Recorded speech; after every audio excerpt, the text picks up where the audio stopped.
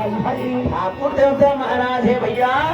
शुक्रा के बासा थो तुम सरा उठे आवे तो भैया अब उठ करके भैया अपन हंसा निकाल करके भैया आज हंसा का सजा थावे तो